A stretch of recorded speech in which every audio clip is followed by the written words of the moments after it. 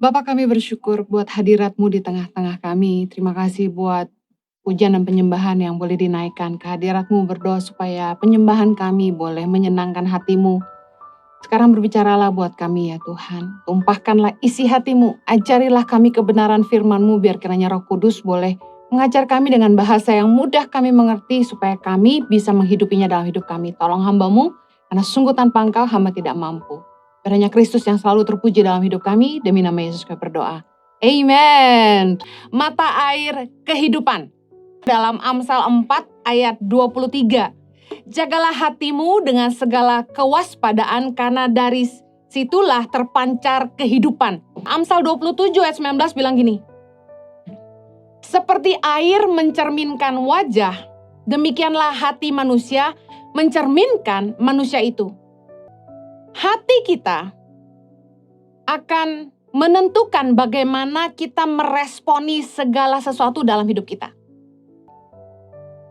Dalam Yohanes 12 ayat yang kelima, Yudas bilang begini. Yudas Iskariot.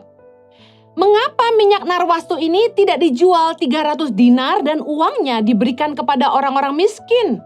Ayat ke-6. Hal itu dikatakannya bukan karena ia memperhatikan nasib orang-orang miskin, melainkan karena ia adalah seorang pencuri.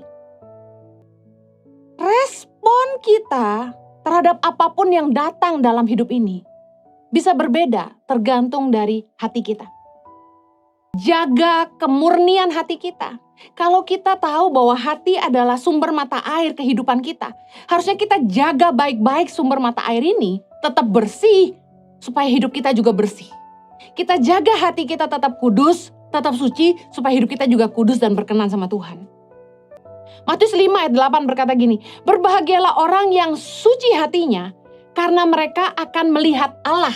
Dalam Keluaran 36 ayat yang kedua dikatakan gini, lalu Musa memanggil Bezaleel dan Aholiab dan setiap orang yang ahli yang dalam hatinya telah ditanam Tuhan keahlian. Hati manusia itu punya kecenderungan membuahkan kejahatan. Mari lihat sama-sama dalam Kejadian 6 ayat kelima. Ketika dilihat Tuhan bahwa kejahatan manusia besar di bumi dan bahwa segala kecenderungan hatinya selalu membuahkan kejahatan semata-mata, maka menyesallah Tuhan bahwa ia telah menjadikan manusia di bumi dan hal itu memilukan hatinya. Yesus mengulanginya dalam Matius 15 ayat 19. Karena dari hati timbul segala pikiran jahat, pembunuhan, perzinahan, percabulan, pencurian, sumpah palsu, dan hujat. Bagaimana menjaga kemurnian hati? Yang pertama, do heart check-up. Mazmur 139 ayat 23, Daud bilang gini, selidikilah aku ya Allah, dan kenalah hatiku. Ujilah aku dan kenalah pikiran-pikiranku. Yeremia 17 ayat 10, aku Tuhan yang menyelidiki hati, yang menguji batin. Amsal 20 ayat 27 bilang gini, roh manusia adalah pelita Tuhan yang menyelidiki seluruh lubuk hatinya. Mazmur 151 ayat 4 bilang gini, Raja Daud berdoa sama Tuhan, jangan condongkan hatiku kepada yang jahat, untuk melakukan perbuatan-perbuatan yang fasik bersama-sama dengan orang-orang yang melakukan kejahatan. Dan jangan aku mengecap sedapan-sedapan mereka. Yang kedua, bagaimana jaga hati kita tetap murni? Jadilah orang yang mau diajar. Miliki hati yang lemah lembut, mau ditegur. Teguran itu yang menjaga kita tetap ada di jalan yang benar. Amsal 22 ayat 15. Kebodohan melekat pada hati orang muda. Tetapi tongkat didikan akan mengusir itu daripadanya. Amsal 10 ayat 17.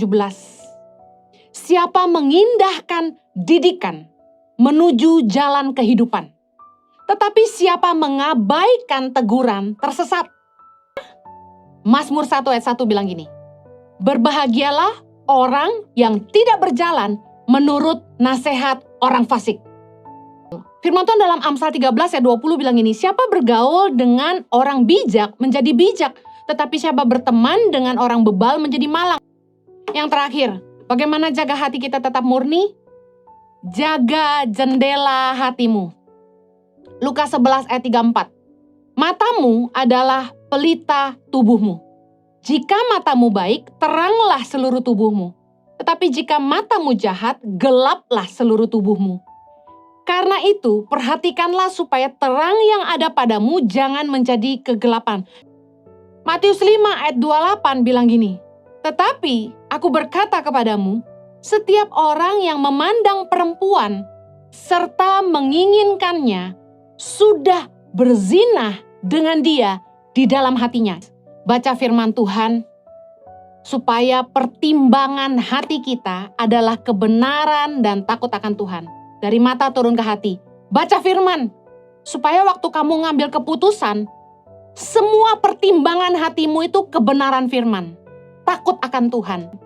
Yosua 1 ayat 8 bilang gini, janganlah engkau lupa memperkatakan kitab Taurat ini, tetapi renungkanlah itu siang dan malam, supaya engkau bertindak hati-hati sesuai dengan segala yang tertulis di dalamnya. Kalau kita mau hati kita benar, renungkan firman Tuhan. Tuhan berkati, mari kita berdoa. Bapa di sorga, kami bersyukur untuk kebenaran firman-Mu. Kiranya firman-Mu memerdekakan kami. Biar kiranya Roh Kudus boleh menolong kami, supaya kami boleh sungguh-sungguh merenungkan, menghidupi, dan melakukan firman-Mu. Jaga hati kami Tuhan, biar hati kami tidak condong kepada kejahatan. Biarlah hati kami murni, suci, dan kami bisa peka dengar suara Tuhan, dan ngerti apa yang Tuhan tanam dalam hidup kami. Menyerahkan hidup kami, masa muda kami, ke dalam pimpinan Roh-Mu. Di dalam nama Yesus kami berdoa. Amen.